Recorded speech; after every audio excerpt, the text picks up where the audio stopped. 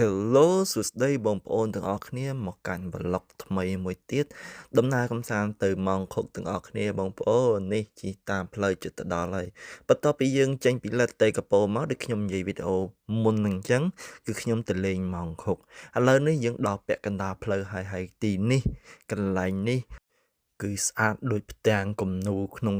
គម្របសៀវភៅការរៀននៅថ្នាក់ទី1ទី2បងប្អូន បាទនិយាយលេងទេស្អាតណាស់បងប្អូនអើយដូចក្នុងគំនូរអញ្ចឹងហើយពណ៌គេនេះគឺពណ៌អញ្ចឹងព្រោះអីវាជិតដល់ខែ Winter ហើយខែ Winter វិញតាមផ្លូវហ្នឹងគឺសុទ្ធតែ snow បងប្អូនសម្រាប់ខែ4ដែលខ្ញុំមកដើរលេងនេះគឺស្អាតបងប្អូនប៉ុន្តែមុននឹងដើរលេងបងប្អូនត្រូវមើលអាកាសធាតុឲ្យច្បាស់ព្រោះអីនេះគឺខ្ញុំមកនេះចំមេឃភ្លៀងតែសំណាងល្អបងប្អូនពេលមកដល់ពឹបមេឃស្រឡះចេះបើកថ្ងៃចេះហើយកន្លែងនេះបើមេឃស្រឡះអត់មានអាប់នោះឃើញស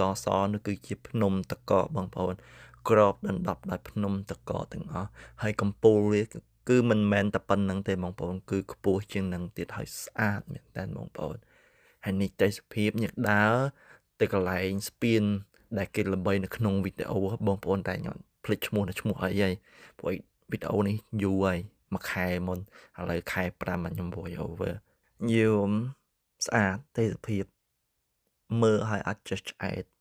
ហើយបន្ទាប់មកគឺយើងដើរទៅរកស្ពាននេះយើងដើរមកលើមកឃើញស្ពានអញ្ចឹងគោលបំណងចង់ទៅឆ្លងកាត់ស្ពាននឹងទៅដល់នោះមុខនោះទៀតហើយនោះក៏ភ្នំតកកមួយទៀតដែរហើយ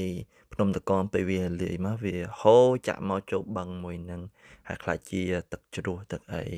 ហើយមនុស្សច្រើនណាស់បងប្អូនសត្វទធัวចិនហើយ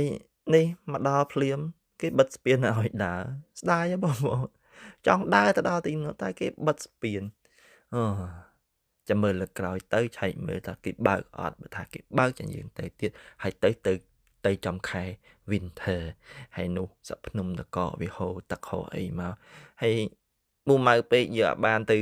ឆ្លងស្ពានក៏អង្គុយលេងមើលទេសភាពមកផ្លែហ្នឹងទៅហើយទេសភាពគេស្អាតបងប្អូនអង្គុយមើលហើយស្ដាប់ទឹកហូរទឹកអីអូមានថាដូចនៅក្នុងក្តីសុបិនយើងមួយអញ្ចឹងណាបងប្អូនហើយបន្ទាប់ពីយើងហត់មកយើងនាំគ្នាអង្គុយជុំគ្នាមើលទឹកហូរទឹកជ្រោះប៊ូស្រាមើលស្ពានមើលអីមកក៏យើងត្រឡប់ទៅផ្ទះវិញវីដេអូខ្លីៗតែខ្ញុំនៅយូរអូខេបងប្អូនទាំងអស់គ្នាសម្រាប់ការទស្សនាវីដេអូមួយនេះកុំភ្លេចជួយ like ជួយ follow ម្នាក់មួយបាយបាយបងប្អូនទាំងអស់គ្នា